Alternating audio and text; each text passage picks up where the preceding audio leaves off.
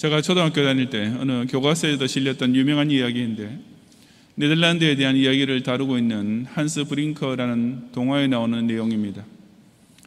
네덜란드는 잘 아시다시피 육지가 바다보다 낮은 지역이 많은 나라인 까닭에 바닷물을 막기 위해 세워지는 둑은 그곳 주민에게 생명선 그 자체입니다.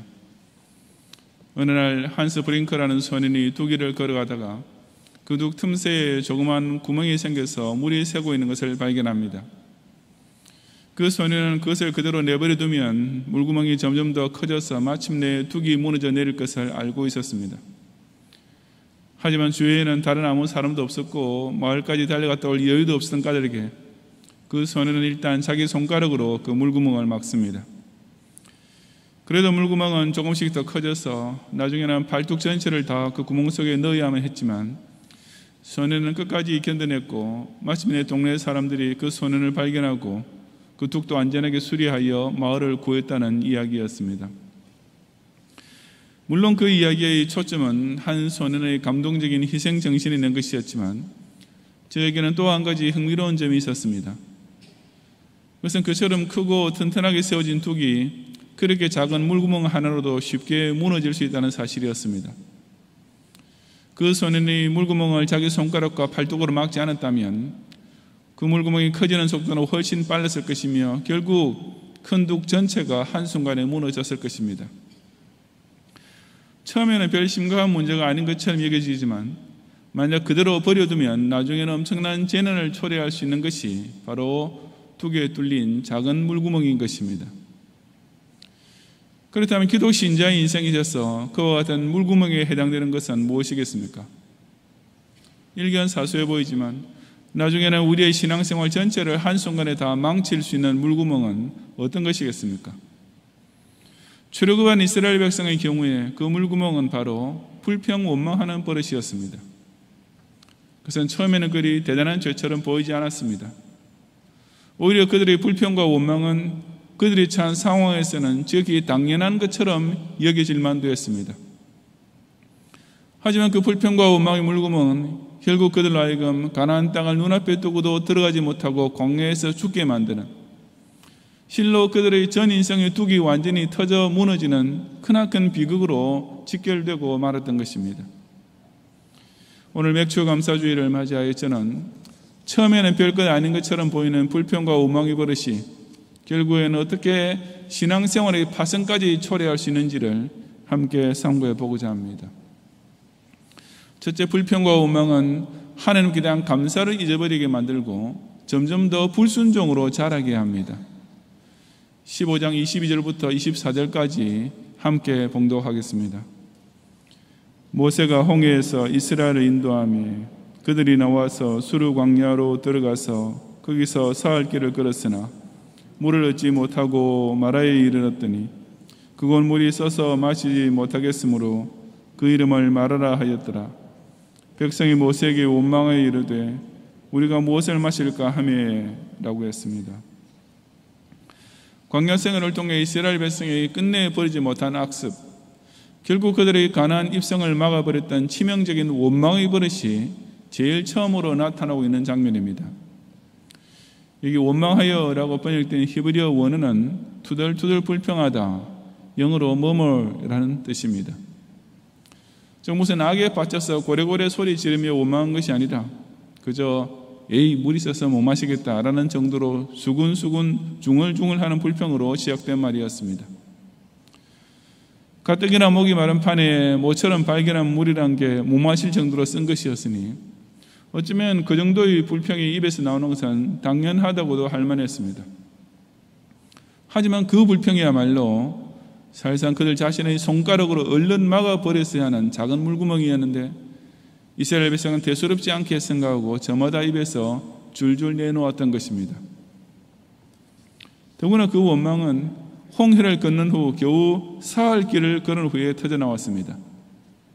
바로 며칠 전에 추격하는 애국 군대의 눈앞에서 홍해를 갈라 인도해 주신 하나님의 엄청난 기적을 체험했던 백성에 비해서 물맛이 좀 쓰다고 이렇게 빨리 불평하는 말이 나왔던 것입니다.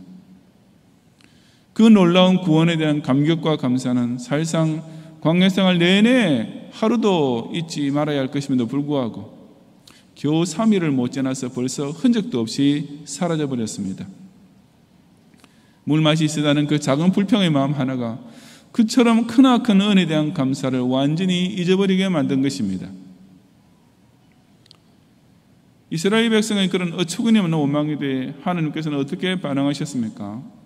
15장 25절부터 27절까지 함께 봉독하겠습니다. 모세가 여호와께 부르짖었더니 여호와께서 그에게 한 나무를 가리키시니 그가 물에 던지니 물이 달게 되었더라. 거기서 여호와께서 그들을 위하여 법도와 율례를 정하시고 그들을 시험하실세 이르시되 너희가 너희 하나님 나 여호와의 말을 들어 순종하고 내가 보기에 의를 행하며 내 계명에 귀를 기울이며 내 모든 규례를 지키면 내가 애굽 사람을 내릴 모든 질병 중 하나도 너희에게 내리지 아니하리니 나는 너희를 치료하는 여호와임이라. 그들이 엘림에 이르니 거기에 물샘 12과 종려나무 70그루가 있는지라. 거기서 그들이 그 물 곁에 장막을 치니라. 아멘. 그들의 첫 원망에 대해서는 하나님께서 아무 벌도 내리지 않으시고 그 대신 그저 물을 달게 만들어 잘 마시게 해주시고 또 그 어디에서 큰 오아시스가 있는 엘림으로 이끄셔서 그들의 속상한 마음을 치료까지 해주셨습니다. 하지만 그런 가운데 하나님께서는 한 가지 의미심장한 계획을 세우셨는데 그것이 곧 그들을 위하여 법도와 율례를 정하시고 그들을 시험하실세라는 것이었습니다. 그 큰 구원을 체험하고서도 며칠 지나지 않아서 작은 일에 불평하는 이스라엘 백성을 보시면서 하나님께서는 그런 사람들이 과연 앞으로 당신의 말씀을 제대로 순종할 수 있을지 그 여부를 테스트해 보고자 하셨습니다. 쉽게 원망하는 사람이 과연 하나님의 말씀을 잘 순종할 수 있는가? 이것은 과거 이스라엘 백성뿐 아니라 오늘날의 기독교인에게도 아주 의미심장한 질문입니다. 그 테스트는 곧 이어지는 만나 사건에서부터 구체적으로 시작되었습니다. 다음에 이어지는 16장 4절에 보면 그때 여호와께서 모세에게 이르시되 보라 내가 너희를 위하여 하늘에서 양식을 비같이 내리리니 백성이 나가서 일용할 것을 날마다 거둘 것이라. 이같이 하여 그들이 내 율법을 준행하나 아니하나 내가 시험하리라고 했습니다. 하나님께서는 이스라엘 백성을 위해 광야 식량으로 만나를 열으시는 가운데 그들에게 제1차 테스트로서 모세를 통해 두 가지 규례를 명하셨습니다. 그것은 매일 거두어 드릴 만나를 아무든지 아침까지 그것을 남겨두지 말라는 것과 여섯째의 날에는 안식일 분의 식량을 준비하기 위해서 각 사람이 갑절의 식물 곧 하나에 2오멜씩 거두도록 지시하신 것이었습니다. 하지만 그 테스트의 결과는 모세와 하나님에게 공히 실망스러웠습니다. 첫째 규례의 순종 여부에 대해서는 16장 20절에 그들이 모세에게 순종하지 아니하고 들은 아침까지 두었더니 벌레가 생기고 냄새가 난지라 모세가 그들에게 노하니라고 했습니다. 둘째 규례의 순종 여부에 대해서는 16장 27절과 28절에 일곱째 날에 백성 중 어떤 사람들이 거두러 나갔다가 얻지 못하니라. 여호와께서 모세에게 이르시되 어느 때까지 너희가 내 계명과 내 율례를 지키지 아니하려느냐고 기록했습니다. 즉 말하여서 하나님을 원망했던 백성 중 많은 사람이 하나님께서 의도적으로 실시한 말씀 순종 여부 테스트에 불합격하고 말았던 것입니다. 왜 불평하고 원망하는 버릇이 별 대수롭지 않은 일처럼 보여도 실상은 아주 위험한 물구멍이 됩니까? 왜냐하면 불평과 원망의 마음은 감격과 감사의 마음과 대치되어 있어서 한쪽이 커지면 다른 한쪽은 약해지기 마련이기 때문입니다. 그래서 이미 베풀으신 은혜에 대해서는 아무런 영적 반응이 일어나지 않고 그 대신 무엇이든지 자기에게 조금이라도 부족하거나 불만족스러운 것에 대해서만 아주 예민하게 반응하게 되는 것입니다. 툭하면 불평 잘하는 교인치고 구원의 은혜에 뜨겁게 감사하며 그 얼굴에 늘 기쁨이 넘치는 사람을 본 적이 있습니까? 교회 생활을 같이 하면서도 정말 별것 아닌 일을 가지고도 늘 뒤에서 중얼중얼 불만을 토하는 교인치고 진심으로 자신의 죄사함 받은 은혜에 감격하며 눈물 흘리는 사람이 있겠습니까? 결코 그럴 수 없습니다. 왜냐하면 그 불평하고 원망하는 마음이 감사하는 마음을 먼저 갉아 먹어버리고 완전히 억누르고 있기 때문입니다. 또한 그런 나쁜 버릇은 거기서 한 걸음 더 나아가 하나님의 말씀을 불순종하는 쪽으로 점점 더 자라나게 됩니다. 감사는 은혜를 제대로 받은 신자의 가장 기본적인 반응인데 그것조차 없다면 이미 신앙생활에서 곁길로 빠지고 있음이 분명합니다. 그래서 감사가 없는 마음에는 잠언 30장 15절 말씀처럼 마치 거머리의 두 딸처럼 다오라고만 하면서 족한 줄은 알지 못하는 욕심만 남게 됩니다. 그런 육체의 욕심에 사로잡히면 하나님의 말씀을 불순종하는 것은 아주 간단해집니다. 매일 한 오멜씩 거두고 아침까지 남겨두지 말라고 하나님께서 분명히 말씀하셔도 남보다 더 많이 식량을 쌓아두고 싶은 욕심 때문에 그 말씀을 아주 쉽게 잊어버립니다. 안식일에 일하지 않기 위해서 6째 날에 미리 2배로 거두고 7째 날에는 절대로 나가지 말라는 하나님의 분명한 규례를 알면서도 오히려 그 기회에 남보다 더 많이 모으려는 물욕 때문에 그 명백한 제 사계명도 지극히 쉽게 불순종하게 됩니다. 감사한금은커녕 11조차 하지 않는 집사가 회의석상에서는 이것저것 따지는 말이 많고 주일 성수도 제대로 하지 않고 돈벌이에만 바쁜 교인이 평소 교회에 대한 불평불만은 제일 많이 늘어놓는 것이 바로 그 때문입니다. 자신의 입에서 매사에 불평하는 말이 쉽게 나오면 그만큼 하나님께 마땅히 돌려야 할 감사가 사라지게 되며 자기 마음속에서 원망하는 마음만 끝없이 솟아오도록 가만히 내버려 두면 그것이 곧 하나님의 말씀까지 겁없이 불순종하는 죄악으로 발전되는 것을 깨닫고 그 작아 보이지만 지극히 위험한 물구멍을 스스로 미리 막는 성도들이 되시기를 바랍니다. 둘째로 불평과 원망은 하나님의 선하심을 의심하게 만들고 결국 불신앙에 빠지게 합니다. 그들의 두 번째 원망이 나타난 16장 1절부터 3절까지 함께 봉독하겠습니다.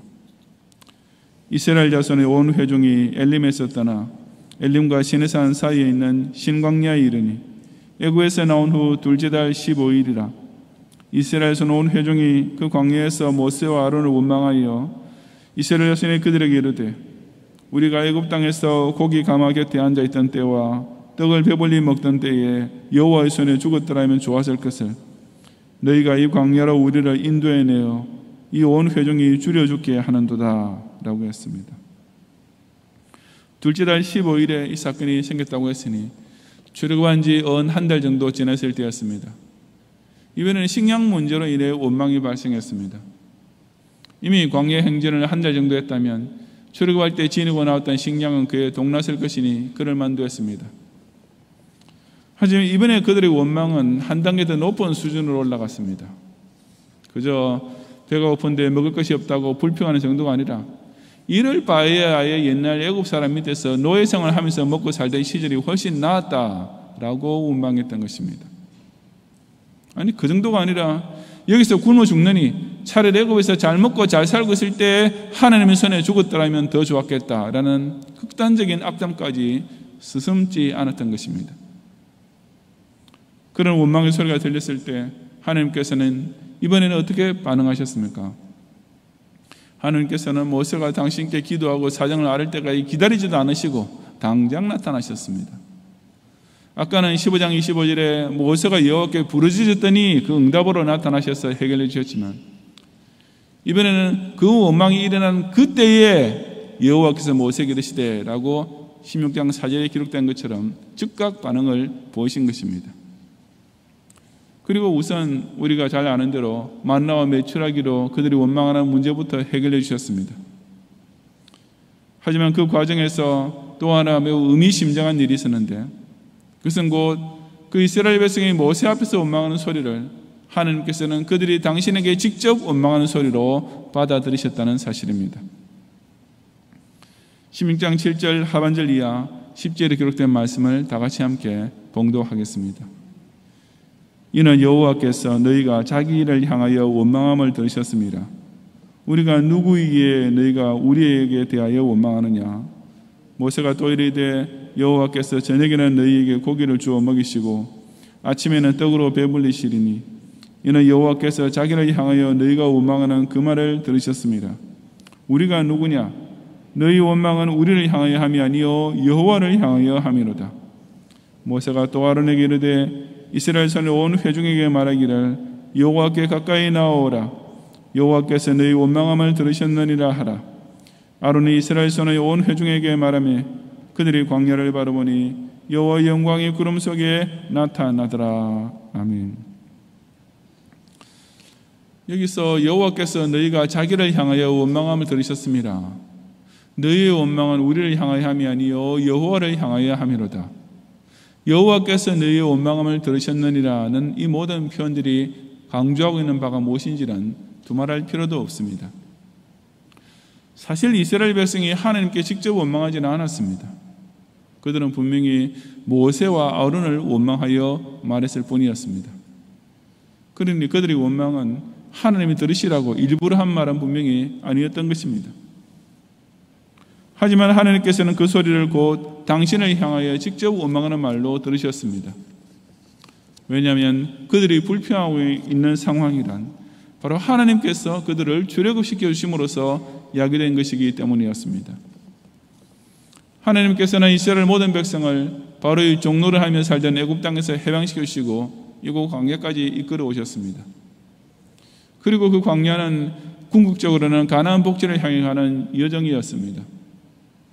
그러므로 그들의 광야 생활은 그 자체로 곧 하나님의 선하심이 쏟아 부어지고 있는 상황이나 다름없었습니다.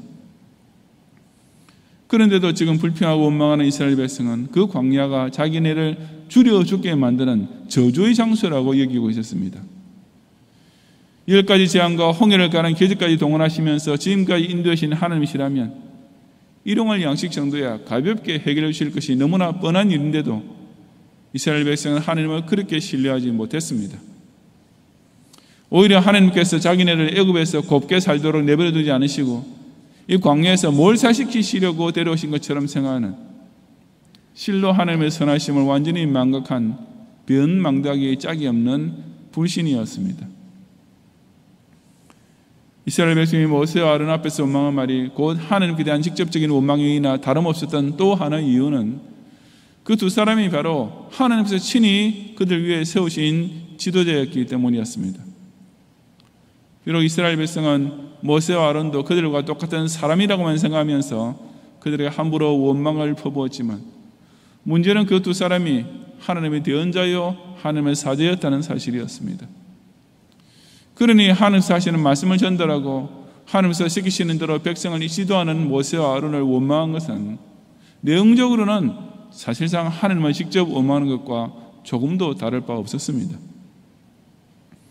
이처럼 하나님의 선하심을 불신하고 정면으로 반역한 것이야말로 그 원망이 내포하고 있던 실질적인 죄악이었고 바로 그 죄악으로 말미암아 그들의 광야로는 치명적인 타격을 입게 됩니다. 잘 아시다시피 이스라엘 백성은 이 학습을 이후로도 계속 반복하고 끝내 버리지 못함으로써 그들 중에 절대 다수 즉 여호수아와 갈렙을 제외한 출애굽 1세대 모두가 가나안 땅에 들어가지 못하고 광야에서 다 죽는 멸망을 당했던 것입니다. 그러므로 어떤 경우에서든지 기독 신자 입에서 불평과 원망의 소리가 나오게 되면 그것은 실로 심각한 문제가 되는 것을 깨달아야 합니다. 그것은 자신이 이미 구원인의 반열에 서게 된 사실을 망각하고 있는 죄이기 때문입니다. 아무리 육신 생활에 좀 부족한 것이 있고 개인의 인생에 잘못되어 가는 것이 있다 해도 예수님을 믿고 영접한 후에 내리된 성도의 새 생활은 적어도 마귀의 종이었던 불신자일 때와는 비교도 할 수 없을 정도로 행복하지 않습니까? 그런데 불구하고 이 축복의 신앙 공동체 안에 들어온 신자라는 사람이 세세한 인생살이에 대해 불평하는 버릇을 버리지 못하고 있다면 그것은 곧 출애굽 이후의 광야 생활보다 이전에 애굽에서 바로의 종노를 하며 살던 시절을 더 행복하게 여기는 망언과 조금도 다를 바 없습니다. 그 무엇보다도 신자 입에서 나오는 불평은 그 직접적인 대상이야 누구든지 간에 결과적으로는 하나님을 원망하는 것이나 다름없다는 이 엄중한 사실을 결코 망각해서는 안 됩니다. 우리가 살기 힘들다고 혼잣말로 불평하든지 교회 생활에 대해서 다른 교원 앞에서 불만을 토하든지 혹 예수를 믿어도 무슨 잘 되는 것 하나도 없다라고 신방원 교역자 앞에서 원망하는 그 모든 말이 실제적으로는 곧 하나님을 원망하는 말이 되는 것입니다. 왜냐하면 우리가 불만을 느끼며 원망하고 있는 그 환경은 실제로 하나도 빠짐없이 다 하나님께서 우리에게 제공하시는 것이기 때문입니다.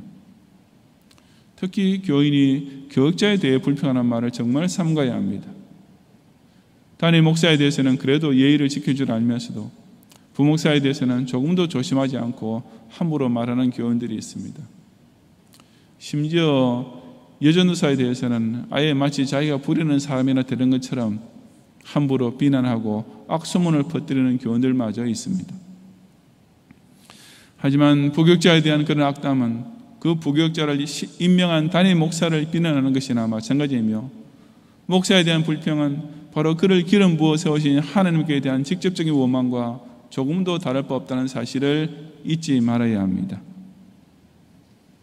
그래서 목사가 자기 입장을 세우고 자기 권위를 높이기 위해서 스스로 하는 말이 절대로 아닙니다. 모세와 아론이 백성에게 무슨 변명 한마디 하기도 전에 하나님께서 당장 그들 사이에 찾아오셔서 당신의 종들을 대변하시고 당신의 명예를 지키기 위하여 선언하셨던 말씀입니다.